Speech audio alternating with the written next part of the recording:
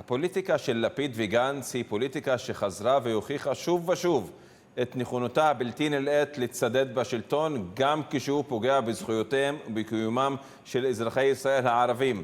זוהי הממלכתיות שמעדיפה באופן עקבי את האינטרסים של המתנחלים, לא מתוך אמונה יוקדת בדרך זו, אלא מתוך ניסיון מבוהל לשמור על זהותנו היהודית. הגדרה צרה ומכווצת שהפכה לתירוץ לכל ויתור עקרוני. אני מתכבד לראיין היום את דוקטור פאחר אהלון.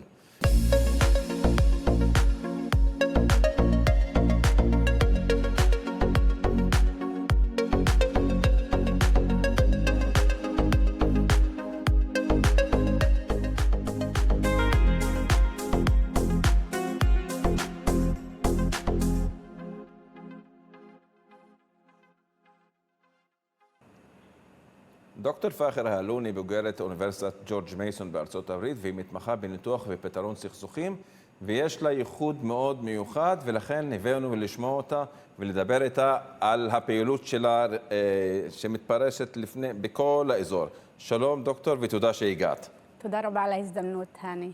בואי תספרי לי מה עשית בשנים האחרונות עם כל העמותות הבינלאומיות, ומה הקשרים שלך בכל המוסדות האלה. טוב, קודם כל אני אתחיל שעשיתי את הדוקטורט שלי בניתוח ופתרון סכסוכים, מתוך אולי אמונה שאני כל הזמן טוענת שטמון בתוך הפלסטינים, אזרחי מדינת ישראל, פוטנציאל מאוד ייחודי, לתרום לסיום הכיבוש ופתרון הסכסוך הפלסטיני-ישראלי. ואז השאלה הזאת הניעה אותי לעשות דוקטורט בג'ורג' מייסון, באוניברסיטת ג'ורג' מייסון, ואז נסעתי לוושינגטון, ושם גם נחשפתי, אני יכולה להגיד, לכל הקהילות הפלסטיניות בתפוצה, וגם נחשפתי לאנשים מהעולם הערבי, וגם עבדתי עם אנשים מהעולם הערבי. אני גם הקמתי את המוזיאון הראשון לעם הפלסטיני בוושינגטון, וזה גם חשף אותי לכל מיני קהילות, אם זה אמריקאיות, גם יהודים אמריקאים וגם פלסטינים. אחר כך, אחרי שחזרתי לארץ, עבדתי במשרד של האו"ם, של השליח הראשי לקידום תהליך השלום, ועבדתי עם ארגוני שלום פלסטינים וישראלים שמקדמים סיום הכיבוש ופתרון הסכסוך. אני גם הנעתי את הקמת הרשת הראשונה של פיוס בעולם הערבי, שבעצם הרשת הזאת מקדמת תהליכי פיוס במדינות ערב שיש בהם קונפליקטים פנימיים ומעבר משטר, ושם ניהלתי גם את הרשת בשנה הראשונה. אני גם קידמתי סדנאות לשלום בכל מיני מקומות בעולם הערבי, אם זה בתימן ואם זה במקומות אחרות, גם בסוריה. זאת אומרת, נחשפתי גם לעולם הערבי, אבל בעצם נחשפתי יותר לשיחה בין פלסטינים לישראלים על פתרון הסכסוך, סיום הכיבוש ופתרון הסכסוך. אני אעצור אותך פה. בוא תגידי לי מה חושבים יהודי אמריקה, שהכרתי יהדות אמריקה, על פתרון הסכסוך. איך הם חשים לפעילות של ישראל? האם יש להם אהדה לפעילות הממשלה, או שהם אומרים, אנחנו צריכים להגיע לפתרון אחר? טוב, אי אפשר להגיד, כאילו, צריך לחלק את היהודים בארצות הברית לכמה קבוצות. קודם כל, יש את הקבוצות של איפא"ק, שהוא מאוד תומך במדיניות של ממשלת ישראל, ותומך גם בעליונות היהודית וגם הכיבוש והמדיניות של ישראל, ומאוד תומך בהם. אבל אי אפשר להתעלם גם שיש קבוצות, גם של צעירים וגם קבוצות אמריקאיות שהם יותר ויותר נחשפים שישראל היא לא באמת מקיימת משטר דמוקרטי, והיא לא באמת, זה לא שיחה על ששני העמים, כאילו, הפתרון הסכסוך התחילו לראות אותו שהליבה שלו זה האפרטהייד והכיבוש והשליטה של הישראלים על הפלסטינים. הרבה צעירים היום הרבה צעירים יהודים רואים את האמת בעצם למציאות הקיימת, רואים את מלחמת השמדה, רואים את המדיניות שגם מדירה את הפלסטינים בתוך ישראל, והם לא רוצים להיות משויכים, שהם תומכים במדינה יהודית שהיא כן שולטת וכובשת עם אחר. אז הם מאוד מתנגדים, וגם הם רוצים להיות מחוברים לכוחות שהם מתנגדים לכיבוש ורוצים לקדם שלום בין הפלסטינים לישראלים. זאת אומרת, יש תנועה, אני חושבת שיש תנועה יותר מתחלפת, כאילו יש תנועה שיותר ויותר צעירים יהודים אמריקאים שהם מתנגדים למדיניות של ישראל נגד הפלסטינים, והם רוצים גם להשתלב עם המאבקים וסולידריות עם הפלסטינים. אבל אי אפשר, כאילו, יש תזוזה שהיא מאוד משמעותית לפי דעתי גם ביהודים בארצות הברית, והם רוצים גם לקדם שוויון לפלסטינים גם בתוך מדינת ישראל, כי הם מאמינים שהפלסטינים, אזרחי מדינת ישראל, טמון בהם גם פוטנציאל ושחקן חשוב לדמוקרטיה הישראלית. ואני חושב שגם, תתקני אותי אם אני טועה, הם עושים את זה גם לטובת ישראל. הם אומרים שראוי שישראל תפתור את הסכסוך המדמם גם לטובת מדינת ישראל, היהודים והערבים, כדי לחיות במדינה דמוקרטית, הוגנת וראויה. הם לא עושים את זה מתוך אהבת הפלסטינים רק, נכון? הם עושים את זה גם מתוך מחויבות ליהודים בתוך ישראל, אבל הם רואים את הדרך לשם, לא בתור מישהו שצריך לתמוך ביהודים במדיניות של ההדרה והדיכוי לפלסטינים. לא, הם רוצים לתמוך בישראל, להיות מדינה דמוקרטית שהיא חיה בשוויון וגם נותנת שוויון לאומי ואינדיבידואלי גם לאנשים בכל המולדת, גם לפלסטינים וגם ליהודים כאחד. תגידי, האם היהודים הישראלים במדינה רואים את מה שהאמריקאים שם רואים על מה שקורה בעזה? טוב, זה שאלות שקצת, כאילו, אתה לוקח אותי למקום אחר, נכון? כן, הם נחשפים למידע ולזוועות שמתרחשות? היהודים בתוך ישראל, אני רוצה להגיד שהם נמצאים בעיוורון פוליטי. רוב היהודים, הם נמצאים בעיוורון פוליטי מהרבה סיבות. קודם כל, השיח הפוליטי בתוך ישראל, שהשיח על הפתרון הסכסוך, שהוא כל הזמן הוא שיח של סכום אפס, שאו אנחנו או הם, זאת אומרת שאין אפשרות, אין שותף בצד הפלסטיני, כאילו השיח שאין שותף בצד הפלסטיני הוא שיח שכל כך התעמק בתוך החברה היהודית, שגם הימין הקיצוני השתמש בו בצורה מאוד אינטנסיבית, וקידם יותר צמצום הסכסוך, החשיבה על צמצום הסכסוך. ואז היהודים היום, גם אחרי ה7 לאוקטובר והטראומה הקולקטיבית כמובן, מ7 לאוקטובר ומהשיח הפוליטי שהשתמשה בו גם ממשלת ישראל והימין הקיצוני לגבי הפלסטינים, שהם כולם טרוריסטים והם לא שותפים ואין שותפות ואין שותף בצד השני, ושמה שמגיע להם זה רק הרג. זאת אומרת, זה שיח שלא רואה שותפות בצד השני. אבל אם הם היו רואים, את חושבת שהם היו קצת משנים את דעתם על מה שמתרחש? אם היהודים היו רואים? אני חושבת שזה, היהודים צריכים כן להאמין, אני חושבת שמה שיזיז את היהודים, לא רק, אוקיי? חלק גם היהודים וגם הפלסטינים היום מחפשים תקווה. זאת אומרת, מחפשים לראות שבצד השני יש עדיין שותפים שרוצים לעשות איתם שלום, שרוצים לקיים ביחד עתיד משותף של שוויון לאומי ואינדיבידואלי בתוך המולדת, בין הנהר לים. שני הצדדים מחפשים את התקווה הזאת, אבל היא לא המפתח היחידי לעשות את השינוי הפוליטי. וכל הזמן אני מדברת שהפלסטינים, אזרחי מדינת ישראל, טמון בהם גם מפתח היסטורי כלשהו בתקופה האיומה והאסונית שאנחנו נמצאים בה.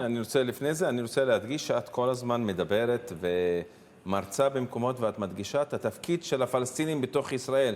את אומרת, אנחנו היום השחקנים הכי מרכזיים, לכן בואי תפתחי לנו את התיאוריה הזאת. ממש, זאת אומרת, אני חושבת שטמון בתוך הפלסטינים, אזרחי מדינת ישראל, פוטנציאל פוליטי ומוסרי כסוכן שינוי מאוד משמעותי, אבל הוא לא ממומש במלואו. ואני אקח אותך קצת, כאילו, למה אני חושבת, אבל גם איך הפוטנציאל הזה יבוא לידי ביטוי.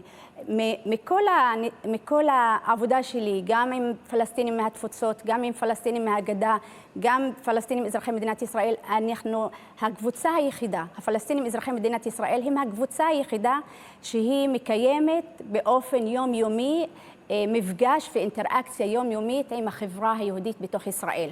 ואנחנו, הפלסטינים אזרחי מדינת ישראל, אנחנו מכירים את החברה היהודית מאוד מקרוב. אנחנו מכירים את המחשבות הפוליטיות, הפסיכולוגיות, אנחנו מכירים את החסמים הפסיכולוגיים והפוליטיים לקדם פתרון הסכסוך או סיום הכיבוש. אנחנו מכירים את האידיאולוגית, החסמים האידיאולוגיים גם. אנחנו גם מקיימים בריתות עם היהודים בתוך ישראל. יש לנו קולגות, יש לנו חברות. זאת אומרת, החיים שלנו בתוך ישראל הם כל כך מורכבים, ואני יכולה להגיד עבים. הם במעגלים שונים, ואי אפשר, ואנחנו גם קורבן למדיניות מדכאת, גזענית, פשיסטית נגד הפלסטינים שמנסה כל הזמן להדיר אותנו וגם לערער בלגיטימיות הפוליטית והאזרחית שלנו. זאת אומרת, המדיניות של ממשלת ישראל לאורך כל השנים ובשני העשורים האחרונים היא מצמצמת את גבולות האזרחות שלנו ולא מאפשרת, ואנחנו מאוד בזהות של הקורבן. אני כן חושבת שהדומיננטיות שלנו זה קורבן לכל המדיניות המדירה שלנו. אבל אני רוצה לטעון שגם בתוך הזהות הזאת יש עוד נרטיב שהוא סוכן שינוי, והוא סוכן שינוי פוליטי. זאת אומרת, המורכבות הזאת של היחסים שלנו עם החברה היהודית, יש בהם פוטנציאל, הם כל כך עבים ומורכבים, שצריך להוסיף גם נרטיב נוסף. זאת אומרת, הפלסטינים, אזרחי מדינת ישראל, בנוסף להיותם קורבן, הם גם יכולים לשחק תפקיד מאוד משמעותי. שנייה, למה? כי אנחנו חיים איתם, כי אנחנו מכירים אותם, כי אנחנו חווים את כל החוויות הטובות והקשות שלהם. לא זה. אני גם טוענת שאנחנו חלק מהחברה הישראלית, אנחנו מכירים אותם ואנחנו בונים שותפויות איתם. עם חלק מהם, אנחנו גם חלק מהעם הפלסטיני, ואנחנו גם, יש בינינו לבין העם הפלסטיני אמון, אנחנו מכירים גם את החסמים הפסיכולוגיים והפוליטיים לקדם פתרון לסכסוך הפלסטיני-ישראלי. אנחנו גם מקיימים שותפויות עם חלקים מהעם הפלסטיני. אני טוענת שאנחנו חלק משניהם. אנחנו חלק מהחברה הישראלית ואנחנו חלק מהעם הפלסטיני, אבל אנחנו גם in between, אנחנו ביניהם. ואני טוענת שה-in between הזה נותן לנו פוטנציאל מאוד משמעותי. אבל הפוטנציאל הזה, אנחנו לא נראה אותו אם אנחנו בשיחה רק על האזרחות שלנו. אנחנו לא נראה אותו אם אנחנו לא משוחחים עם היהודים ועם הפלסטינים על סיום הכיבוש ופתרון הסכסוך. אז כשאנחנו מרחיבים את השיחה לשיחה על פתרון הסכסוך, הפוטנציאל בתוך הפלסטינים, אזרחי מדינת ישראל, בא לידי ביטוי. למה אני טוענת את זה? כי בשיחה על פתרון הסכסוך, סיום הכיבוש ופתרון הסכסוך, אתה מדבר על הצורך בהכרה של שני העמים בכל המולדת. על ההכרה ביהודים במולדת, הכרה בפלסטינים במולדת בין הנהר לים.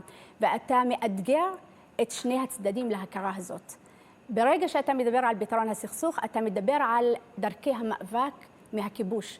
אתה גם מאתגר את הצד הפלסטיני לגבי דרכי מאבק אלימים, ואתה מאתגר ודוחף לדרכי מאבק אחרים. אתה גם מאתגר את העליונות היהודית, שהיא רוצה שליטה על כל המרחב, ואז אתה דרך השותפות שאתה בונה עם היהודים ביום-יום, אתה מאתגר את העליונות, אתה גם חושף להם את העוולות של הכיבוש ואת העוולות של השמדה, ואתה מרחיב את השותפות גם עם יהודים בתוך ישראל, ואתה מרחיב את השותפות גם עם יהודים בתוך פלסטין, ואתה גם יכול לחשוף את השותפות בשני הצדדים. זה נשמע מעניין, אבל בואי תספרי לי, אני אמשיך את השיחה, מה חשים הפלסטינים ברמאללה על מה שאנחנו עושים? האם רואים גם בנו, הם רואים בנו כבעלי התפקיד הזה, כמי שיכולים להוציא אותם לדרך יותר טובה? אני חושבת כי את דיברת שאנחנו רוצים להיות סוכנים של שינוי. בטח. אז מן הסתם אנחנו צריכים גם לייצג אותם. ואיך הם רואים את הרצון שלנו לייצג אותם? לא בהכרח לייצג אותם. אני אומרת שהיום, אני רוצה לחזור, שאנחנו מוטלת עלינו, הפלסטינים, אזרחי מדינת ישראל, לא על כולנו, על חלק מאיתנו שיכולים כן לקחת חלק, מחויבות מוסרית ופוליטית, כן לתרגם את הפוטנציאל הזה להתנהלות פוליטית, אוקיי? כן לתרגם אותו. עכשיו, שנלך לצד הפלסטיני בגדה, הפלסטינים בגדה, יש להם הרבה תקווה מהפלסטינים אזרחי מדינת ישראל, ורואים בנו, התקווה היא משתקפת שאנחנו כן מערערים בתוך ישראל, בדרכים דמוקרטיים, מערערים על השליטה של ישראל, על הפלסטינים, מערערים על העליונות היהודית, ונאבקים לשוויון ונגד הכיבוש. הם כן רואים בנו שחקן מאוד משמעותי שיכול לערער את הדינמיקה הפוליטית בתוך ישראל. אבל הם ראו את הכוח הזה יותר חזק כשהיינו ברשימה המשותפת, כשהיינו מאוחדים. אין ספק שהפלסטינים בגדה ובתפוצות ראו בפלסטינים אזרחי מדינת ישראל ועדיין רואים בהם שחקן משמעותי, אבל הם תלו בהם תקווה וכוח כי היו מאוחדים מול הגל הפשיסטי שמדיר את הפלסטינים וגם את הפלסטינים אזרחי מדינת ישראל. עוד נקודה נוספת שאני רוצה לחדד אותה, אין ספק שהיום אנחנו צריכים שיח בתוך ישראל וגם בתוך הפלסטינים שמאפשר לנו לדמיין דמיון פוליטי אחר על העתיד בין הפלסטינים לישראלים. שיח שאומר שיש אפשרות לעתיד אחר בין הפלסטינים לישראלים, ושיח ששם מתווה פוליטי לפתרון הסכסוך. היום הפלסטינים בגדה הם שקועים בטראומה של ההשמדה, בטראומה של הכיבוש והטיהור האתני, והם לא יכולים לדמיין פוליטית דמיון אחר עם הישראלים של חיים בשיתוף במולדת או פתרון לסכסוך. הם מאוד בטראומה, בכאב ובהישרדות שלהם. ואני טוענת שהפלסטינים אזרחי מדינת ישראל הם ביחד עם היהודים הליברליים שמתנגדים לכיבוש ולמלחמה, הם ביחד יכולים להעלות את השיח הזה שעתיד אחר אפשרי בין הפלסטינים לישראלים. השיח הזה הוא מאוד צריך אותו, כי ברגע שיש שיח פנימי, גם זה יעורר תקווה בפלסטינים וזה גם יוביל, יניע אותם גם לקחת צעדים פוליטיים, אבל זה גם יניע את הקהילה הבינלאומית, כי הקהילה הבינלאומית רוצה לראות גם שיח בתוך ישראל שמאפשר לנו לראות עתיד אחר וגם דורש ועושה פעולות פוליטיות. והמפלגות פה הערביות מכירות את האחריות המוטלת על כתפיהן? זה מאוד מעניין, כי אני חושבת שהשיח הזה על הסוכן שינוי הפוליטי והמוסרי שאני טוענת אותו, הוא לא בא לידי ביטוי בשיח של המנהיגות עלינו. השיח של המנהיגות הפוליטית היום, הדומיננטי שלה, הוא יותר מדגיש את הקורבנות שלנו שהיא בצדק. אנחנו במקום באווירה פשיסטית וגזענית, הוא מדגיש והוא גם מגיב לשיח הישראלי. וברגע שאתה מגיב לשיח של הממשלה, אתה לוקח את אותו תוכן מהשיח של הממשלה, ובעצם אתה נותן להם את הכוח. זאת אומרת, השיח של המנהיגות הפלסטינית היום, בחלקו, הוא מגיב לשיח של הממשלה. ואני טוענת שאנחנו צריכים להכניס לתוך השיח הפוליטי שלנו גם את התפקיד הזה, התפקיד שלנו לקדם סיום הכיבוש ופתרון הסכסוך, והתפקיד המשמעותי והייחודי שלנו. וזה צריך להיות בשיח הפוליטי של המנהיגות הפלסטינית, זה צריך להיות השיח בתוך המנהיגות היהודית, שהיא גם מאמינה ורוצה לעשות שיתוף פעולה עם הפלסטינים בתוך מדינת ישראל, מתנגדת לכיבוש ורוצה לפתור את הסכסוך. וזה צריך להיות גם בשיח של הקהילה הבינלאומית, לראות בנו כשחקן משמעותי, כדי שגם כל השיח, אנחנו נשנה את כל השיח הזה שאין עתיד אחר בין הפלסטינים לישראלים. וזה צריך להיות, השיח הזה צריך להיות במסע הפוליטי של המפלגות הערביות. אני חושבת שהשפה של הסוכן שינוי שלנו, היא צריכה להיות גם במסע הפוליטי שלנו, וגם לתת מתווה שמראה לפלסטינים וליהודים שמתווה של פתרון הסכסוך, ושאנחנו לוקחים אחריות ותורמים למתווה הזה. תשמעי, את מדברת דברים מאוד חכמים. העניין שאני חושב שהמפלגות הערביות קצת רחוקות מהשיח האקדמי. האם אתם מנסים להגיע אליהם ולעדכן אותם ולאתגר אותם במחשבות החדשות האלה ולהדריך אותם? כי מפלגות הערביות לא יכולות לעשות הכל. הן גם מוגבלות בכוח אדם, מוגבלות בנגישות למידע, ולכן האם אתם משתפים אותם במחשבות האלה? קודם כל, אני לא חושבת שזה רק שיח אקדמי, זה שיח אקדמי, פוליטי, ומתוך מחויבות גם, אוקיי? מתוך מחויבות... שיגיע לכדי מעשה. בטח, מתוך מחויבות, וכמובן אנחנו רוצים שהשיח הזה יתורגם לפעילויות פוליטיות.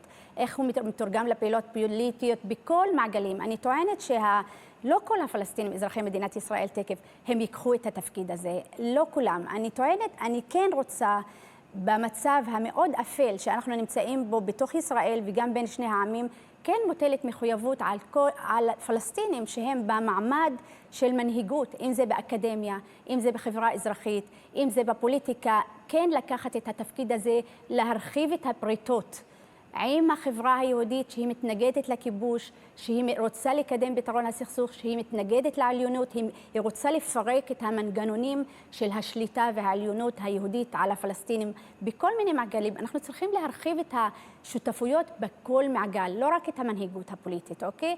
ואני חושבת זה דורש מאיתנו אומץ. זה אומר שאנחנו נראה את הנרטיב הקורבן, שאנחנו קורבן בתוך ישראל, אבל גם נחדד את הפוטנציאל הטמון בתוכנו ונפעל לתרגם אותו פוליטית. האם את פונה לחברה האזרחית בעניין הזה? האם את מעניינת את החברה האזרחית? אנחנו פונים לחברה האזרחית. אני חושבת שהחברה האזרחית היום, שהיא מקדמת מנהיגות, קודם כל שהיא מקדמת שותפות פוליטית, למשל למנהיגים צעירים, לאנשים שהשתתפו בבחירות, שהיא רוצה להעצים ולקדם את ההשתתפות של הפלסטינים בתוך הבחירות, להצביע לכנסת. אני כן בעד שהפלסטינים בתוך ישראל צריכים בכל מקום כן להיות מאוד פעילים פוליטית יותר ולהשפיע.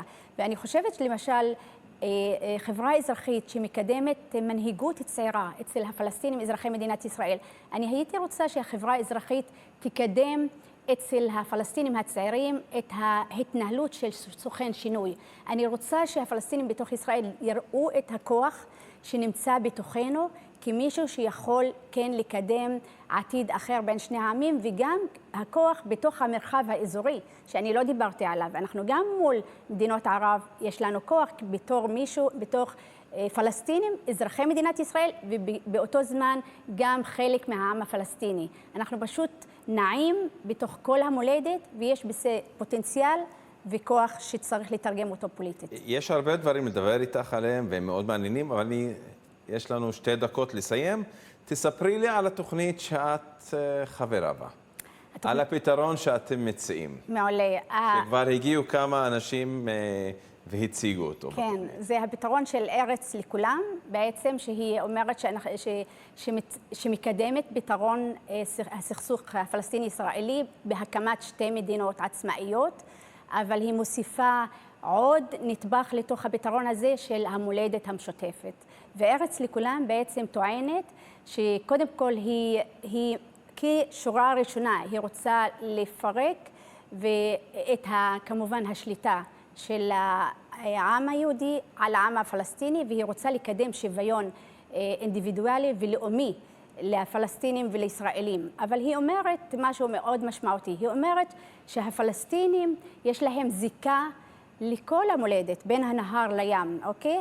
וזיקה רגשית, היסטורית לכל המולדת. היא גם טוענת שליהודים יש להם זיקה וקשר עמוק לכל המולדת, בין הנהר לים. זאת אומרת, כל האזור הזה בין הנהר לים הוא מולדת משותפת. ואז ארץ לכולם רוצה לקדם פתרון הסכסוך בתוך 2 מדינות עצמאיות, אבל היא טוענת שצריך להיות קונפדרציה, במובן גבולות פתוחים בין שני העמים, והם מקדמים שותפות ביניהם כדי לקדם את כל האינטרסים המשותפים. ואיך העולם מתייחס ליוזמה הזו? העולם, יש הרבה התעניינות ביוזמה הזאת, כי היוזמה הזאת היא יוזמה שהיא מביאה משהו שמתייחס למציאות הקיימת. היא לא הפתרון הקלאסי של 2 מדינות, היא עדיין פתרון של 2 המדינות, אבל עם קונפדרציה, והיא גם מתמודדת עם כל הסוגיות שהפתרון של 2 המדינות הקלאסי לא התמודד איתה. מי פגשתם מנשיאי מדינות העולם שתומך בעניין הזה? יש הרבה נשיאים, וכרגע גם יש את הנשיאים של מדינות מהעולם לשעבר, קבוצה שקוראים לה האלדרס, שהם מאוד רוצים לתמוך כרגע, מי הם? שמות? אנחנו נגלה אולי בקרוב, אבל אין ספק שגם מדינות ערב וגם מדינות בינלאומיות כרגע רואים בחזון של ארץ לכולם, החזון האפשרי כרגע והמתאים למציאות הקיימת וגם לשאיפות של שני הצדדים. יופי, אז את מביאה תקווה לאזור. כן, וגם החזון הזה רואה בפלסטינים אזרחי מדינת ישראל כשחקן גם מרכזי. הם שחקן מרכזי בקידום החזון הזה, והם לא שחקנים שוליים כמו הפתרונות הקודמים. תשמעי, דוקטור פאחר, היה מאוד מעניין, שמענו דברים מאוד חדשים, ותודה לך שהגעת לאולפן. תודה על ההזדמנות, תודה רבה. ממשלת הימין על מלא היא הייצוג של הימין בכנסת בשנים האחרונות. היא הברית עם החרדים וההשתמטות. היא הברית עם הקיצוניים ועם הגזענות. היא הברית של האלימות של המתנחלים ומלחמת הנצח בלי להזכיר חטופים. היא ההפיכה המשטרית והיא ההגנה על נתניהו. כל הותר לפרסום והמשך הרג החפים מפשע בעזה הוא ביטוי פוליטי של מדיניות הימין מלא על מלא. זה ממש פוליטי, ושלא יגידו זה לטובת המדינה. וזה לקח שחייבים לשים על השולחן ולזכור לשנים הבאות, ובעיקר לבחירות הבאות, כי ממשלת הימין מלא על מלא הביאה עלינו אסון קולוסלי.